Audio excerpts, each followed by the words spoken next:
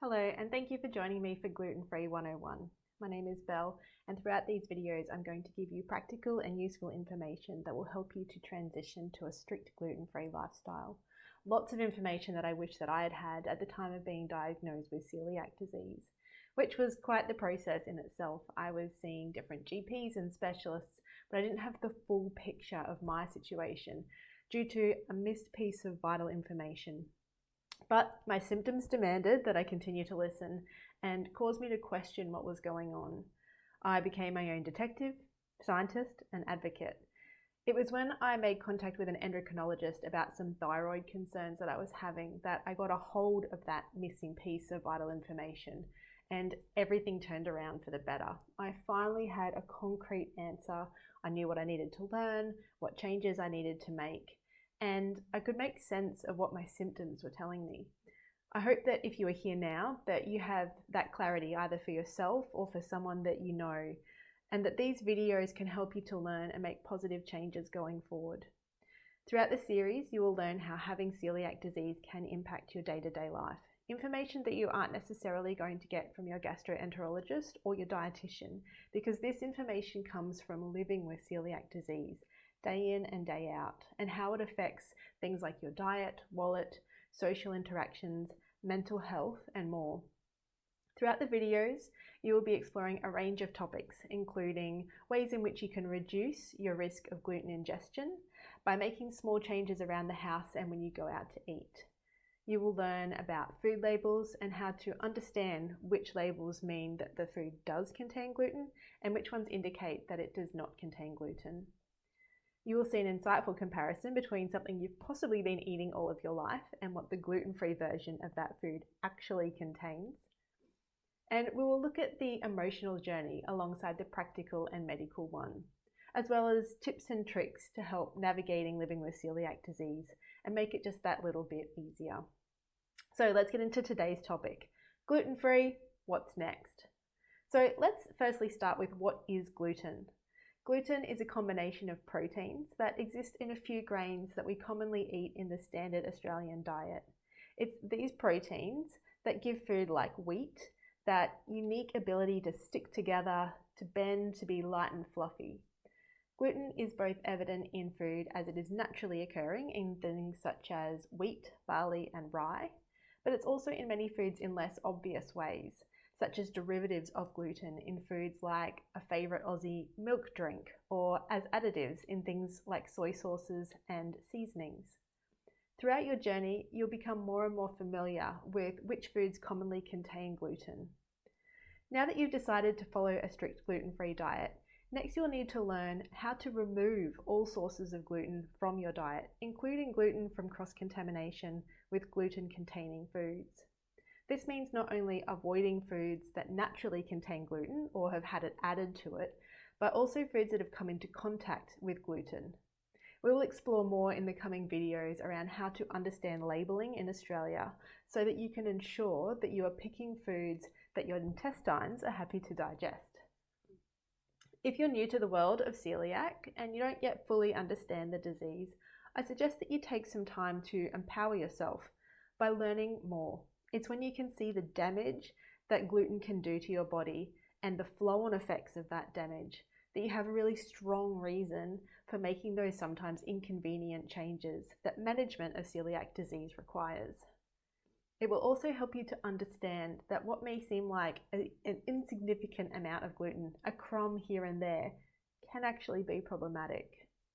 There are YouTube videos with cartoon demonstrations, or there are academic articles with full medical explanations. Pick the level of understanding that you want and can easily digest, and learn as much as you can. If your medical professional hasn't referred you to a dietitian, seeing one may be of benefit. They can provide individualized education around gluten-free eating and can create a tailored plan to suit your dietary lifestyle and other health considerations. If you are seeing a dietitian privately and you get to pick the one that you see, aim for someone who's experienced in celiac disease. You can simply ask when you ring up to book the appointment if they have any experience around gluten-free eating. The more skilled and knowledgeable the people are that are on your team, the better quality the outcomes of your life can be. Along with celiac disease, you may want to discuss with your medical professional the possibility of other medical conditions that can be associated with celiac disease, such as autoimmune thyroid disease, osteoporosis, diabetes, dermatitis herpetiformis, and others. Celiac Australia is a membership-based organisation whose purpose is to enhance the lives of Australians with celiac disease and other related conditions, and they recommend doing this exploration of other potential conditions upon diagnosis, which you'll need to discuss with your medical professional to arrange testing. Celiac Australia also recommends getting other family members screened for the disease, which can be done through a celiac serology blood test with their GP. Celiac disease is a genetic condition, and therefore other people in your family may have it and they may be going undiagnosed.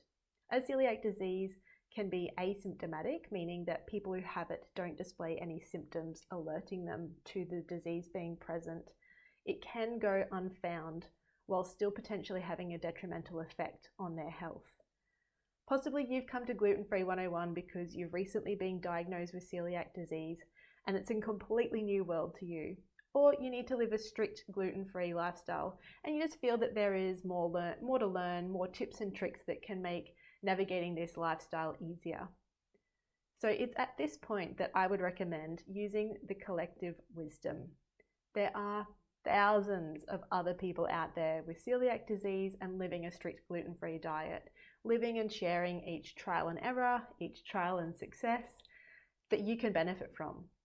Websites, Facebook groups, support groups, where people are sharing their experiences around eating at specific restaurants down to the detail of the staff's awareness of cross-contamination. If they have separate fryers for gluten-free foods, if the owner has celiac awareness, the processes that the chefs are using to ensure the lowest risk of cross-contamination possible. People are vessels of information and they want to share and help others. Within these groups, people also share when packaged food ingredients change, when new products like gluten-free biscuits come out, and which stores currently have stock as gluten-free eaters and celiacs across the nation excitedly buy up their favourite childhood treat that they can access and enjoy again. They share when medical trials are happening and answer questions like giving personal recommendations for medical professionals in your local area who may understand or have experience with the disease. Different groups will focus on different topics, so just have a look around online and see which ones suit what you're looking for. There are resources online for where you can find 100% gluten-free restaurants like Find Me Gluten Free, and there's also, you can search Eventbrite or Meetup to find out where there are events or people gathering in your local area. Celiac Australia are currently running expos annually in Sydney, Melbourne, Brisbane and Perth. Celiac Australia also have a comprehensive website with information about the disease, how to live with it, ongoing management, research that's happening in the field and lots more. They also have the option of becoming a paid member to support the organisation. The link to their website will be in the notes below. One of the most important things that I've found around having celiac disease is being aware, learning what you can, and taking responsibility for your body. Know that the journey can take time and just be kind to yourself along the way. My journey has been long, arduous, empowering and connective, and I would love for you to be able to learn from some of my experiences so that you can get a head start in your own gluten-free journey. You are off on your way by being here at Gluten Free 101. Whether it be for yourself or a loved one, I want to acknowledge that you are empowering yourself by being here with greater knowledge that can live to leading a greater gluten-free life.